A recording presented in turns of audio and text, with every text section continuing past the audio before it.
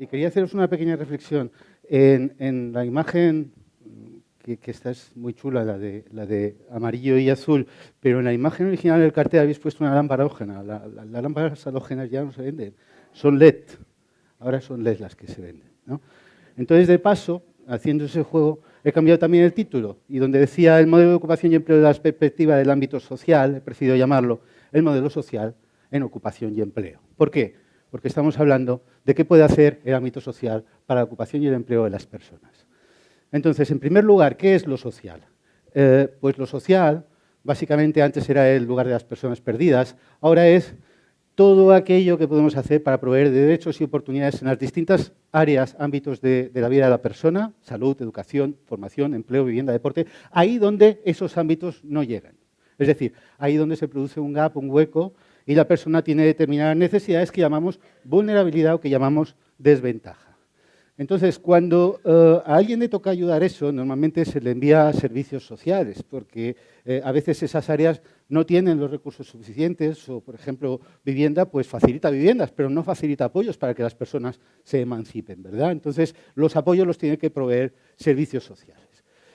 Servicios sociales, bajo nuestro punto de vista, no es un sistema de programas y toda una serie de cosas complejas, sino sencillamente dar apoyo lo menos intrusivos posibles, lo menos molestos posibles, cambiando las menos cosas posibles a personas que no disfrutan de los mismos derechos y oportunidades. Es así de sencillo. Entonces, ¿en qué contexto nos movíamos antes del modelo del que estamos hablando? ¿Qué había antes del modelo de ocupación y empleo y todavía hoy en muchos lugares en España? Fernando lo estaba comentando. Y es una realidad, yo lo llamo el modelo de cajas. El modelo de cajas consiste en que la administración dice qué caja le toca a cada persona, aunque no haya cajas para todos. Esto es lo que en primer lugar pasa. Entonces, además, hay un sistema macro por encima que hay comunidades autónomas que lo han tomado para clasificar los servicios sociales, que es la ley de dependencia, que hace que unas personas estén en una caja, otras en otra y otras en ninguna, porque sencillamente quedan fuera del sistema. Ese es el hueco que hay entre centro de día y ocupacional. Lo de la derecha es centro especial de empleo y empleo con apoyo. ¿Cómo funciona eso? Bueno, pues tú te caes a una caja, te incorporas, te quedas, te adaptas, que para eso te has ganado el derecho a tener una caja, pero tranquilo que no estás solo y con mucha suerte, muchísima suerte, quizás puedas salir de la caja o no llegues a entrar porque llegues a tener un empleo. Por cierto, entonces olvídate de lo social. Ahí te quedas, ahí te apañas. Eso es lo que pasaba antes, que había personas sin derecho a un servicio, algunas quedan fuera, personas sin atención, no hay plaza para todos y todas. Las personas no evolucionan de un lugar a otro, se quedan en su caja o se van. El modelo rígido, incompatibilidad de servicio social y empleo, una cosa u otra. Está aislado, esto es muy importante, está desconectado, por ejemplo, del mundo educativo, pero también del mundo del empleo. Entonces, eso sucedía, por ejemplo, hasta 2002, que empezó el servicio de orientación en escuelas, y se veía que había mucha gente que quedaba fuera del sistema, que estaba en sus casas, ¿no? Porque terminaban educación y no iban a un servicio. Y es ineficiente además porque personas que necesitan menos cantidad de apoyo tienen más apoyo del que necesitan. Están utilizando un 100% de un recurso que además está sobredimensionado muchas veces para sus necesidades, porque personas que están en el ocupacional pueden tener un futuro laboral. Todo esto no genera buena vida, no es ético y además es más caro. ¿Y de dónde viene? Pues de una visión convencional del modelo de bienestar social español, basado en el colectivo, en categorizar, usando la ley de dependencia, que es una ley de financiación como sistema de categorización de servicios, poco orientado a la comunidad, el cliente no elige, la administración y el mundo civil se relaciona con desconfianza y relaciones complicadas, burocracia, y no hay, en general, una cultura de evaluación de resultados y de exigencia, ¿no? Entonces, tenemos que pensar fuera de la caja. ¿Y qué pasa si pensamos fuera de la caja? Bueno, pues que vamos de un modelo de bienestar social a un modelo de ciudadanos en sus comunidades, ¿no? Con distintos paraguas a nivel de desarrollos normativos, ahora más en la Ley General de los Derechos de las Personas con Discapacidad y su inclusión social, el Decreto 1 de 2013, y ahí podemos tener diferentes visiones, por ejemplo, una de cajas y escaleras. Si pensamos en cajas y escaleras, lo primero que se nos ocurre es la escalera de pintar, y pensamos en una escalera vertical. Subir sin los apoyos adecuados es caro, poco eficiente, y nos podemos llevar un buen trompazo, del que nos va a costar recuperar. Y eso es lo que pasaba antes de que Amadí Permen, por ejemplo, estuviera haciendo el servicio de orientación de escuelas, cuando mucha gente iba a programas de empleo con apoyo, se pegaba el batacazo porque no tenía la preparación adecuada y acababan en sus casas sin ninguna clase de apoyos. Podemos pensar, y después empezamos a trabajar en lo que era la escalera gradual, que es el típico dibujito de itinerario, ¿verdad? Bueno, pues el problema que tienes es que es lineal, es un único camino en etapas, puedes ir hacia arriba o retornar hacia abajo, nos obliga, en general, a pisar todos los escalones. ¿Y qué pasa si no se llega a un escalón? ¿Qué hay al final de la escalera? ¿Me quedo sin apoyos? Pues normalmente al final de la escalera sí te quedas sin apoyos. Pero es que además, si tienes que bajar escalones, eso se puede ver como un fracaso, incluso puede ser difícil y complicado hacerlo.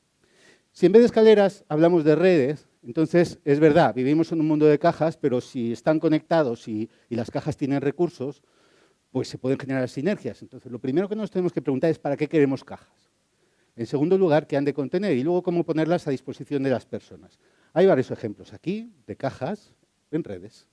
Estos son cajas en redes. Esto es Amazon y esto ya sabéis lo que es, ¿no?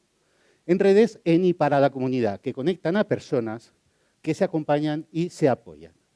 Entonces, desde un modelo de bienestar social tenemos que ir a otro que genera apoyos en la comunidad para las personas, que es lo que llamamos, se me ocurrió ayer, el safe surfing, que es el surf seguro. A mí se me parece más a un surf, a un surfeo, a un mar, a una navegación y con olas, porque no solamente depende de mi pericia para navegar, depende del clima, depende de cómo esté el mar, depende de cómo esté el mercado laboral.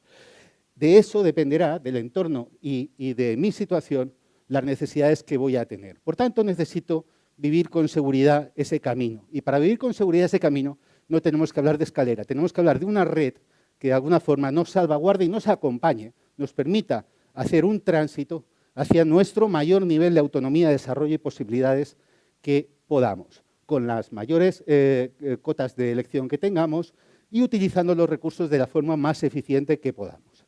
¿Y esto a qué nos lleva? Primero, a garantizar el derecho a acceder al servicio. Cualquier persona, a partir de un reconocimiento de discapacidad, tiene derecho a recibir un servicio ocupacional, apoyos ocupacionales, a tratar de, mejorando la eficiencia, y eso lo conseguimos hasta el año pasado, este año ya tenemos que actualizar el tema de plazas, que no haya nadie sin atender, que se reduzca la lista, que se elimine la lista de espera, que las personas puedan evolucionar y que puedan evolucionar significa que estén en el lugar y en el momento y en la situación de apoyos que necesiten. No significa que estén mejor o peor, pero que si en un momento dado tienen que retornar a un mayor nivel de apoyos, tampoco se vea en absoluto como un fracaso. Que sea flexible, compatibilidad entre servicios, entre situaciones social y empleo, elegir horario, actividad, lugar, cambiar y orientado a la comunidad.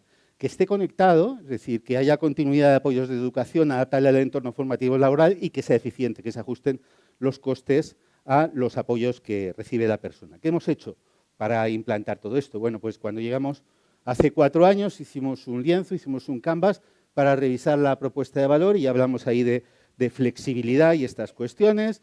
Nos juntamos todo el equipo de la administración, hicimos un plan que luego explicamos y compartimos entre todos y que tenía 4 ejes.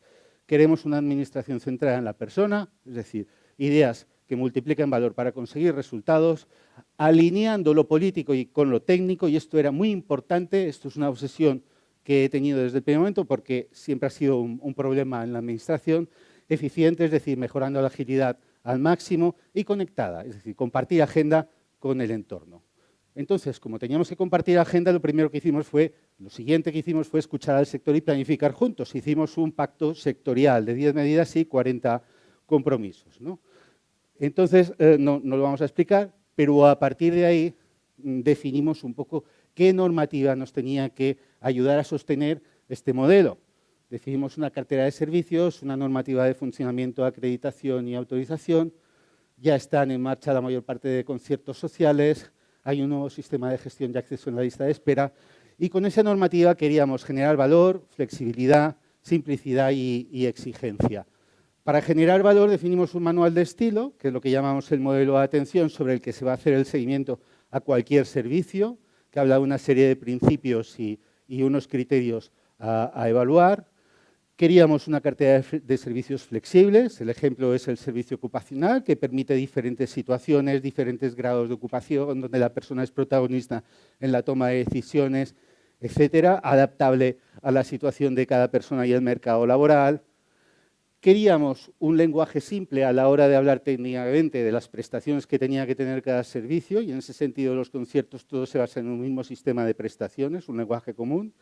Y queríamos también una cierta exigencia para las entidades, las organizaciones que querían formar parte de todo este escenario de prestación de servicios, es decir, que querían entrar a concertar. Y entonces ahí hablamos de unos requisitos de calidad de atención, en temas de ética y derechos, calidad en la gestión, sostenibilidad y calidad en el empleo. Yo siempre pongo un ejemplo, y es que para concertar, por ejemplo, exigimos un 70% de contratación indefinida. Resultados, y ya voy terminando.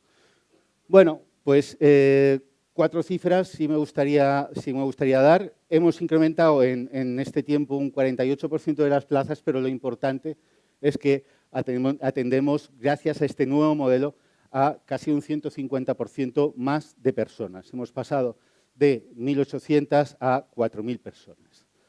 Además, esto en discapacidad en general. En discapacidad intelectual, esto supone atender a casi 2.000 personas más en estos 4 años. En cuanto a gestión de los fondos públicos, hemos incrementado, gracias a que había un modelo detrás, porque si no hay un modelo detrás esto es imposible, hemos incrementado casi un 60% los fondos destinados a personas con discapacidad, pasando de 34 millones a 54, casi 55, pero lo importante es que los hemos gestionado de forma mucho más eficiente. Es decir, hemos disminuido al 38% el gasto público por persona, dando una mejor calidad de servicio a cada persona e individualizando muchísimo más. Esto significa que hemos pasado de 20.500 euros anuales por persona, y esto incluye servicios de apoyo a la vivienda, los servicios de vivienda, a 12.700 euros por persona año. Y en cuanto al impacto del modelo de inserción social laboral, bueno, pues hay 500 personas, 488, 500 personas atendidas por encima del número de plazas. Esto es bestial, porque estamos hablando de que estamos sacando un partido enorme a los recursos, donde era el 28% en 2016, es un 76% acumulado en 2018. Finalmente, un 41% de personas están haciendo una ocupación parcial de plaza, de los cuales más del 90%. Algunos lo hacen por elección horaria, porque también se da la opción de elegir, pues en lugar de 9 a 5, elijo un servicio de 9 a 2. La mayoría es porque están en itinerarios, en servicios o en modelos de itinerarios sociolaborales. Esto significa que hemos pasado de un 14% en 2015 a un 41% en 2018. Como conclusiones, creemos que ninguna persona debe quedar sin apoyos. Discapacidad comporta, lo ha dicho Sonia, lo decimos todos continuamente, comporta el derecho a recibir los apoyos que se necesiten, y además hay que tratar de tener un sistema que mantenga a cero la lista de espera. Los itinerarios de inserción sociolaboral ya son un tema innegociable, es decir, habrá personas que necesiten mucha cantidad de apoyos y que estén más en actividades de bienestar, pero una gran parte de personas pueden beneficiarse de itinerarios que les ayuden a evolucionar con un acompañamiento, y entonces es irrenunciable que eso se trabaje así. Adecuar los recursos a la persona, no dar más apoyos de los necesarios, no debemos de consumir más gasto público de lo necesario porque además no es bueno para la persona.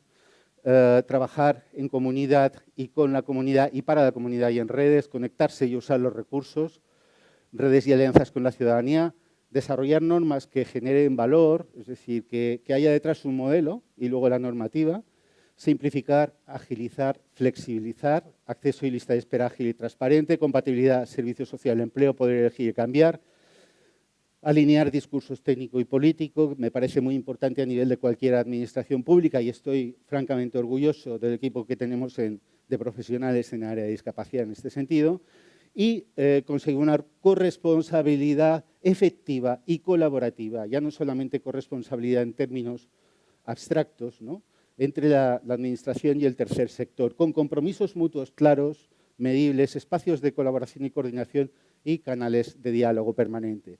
Y siempre me gusta acabar diciendo lo mismo, que discapacidad es lo que una persona se pierde por tener una discapacidad y que nuestra obligación es hacer cosas para que esto no suceda. Gracias.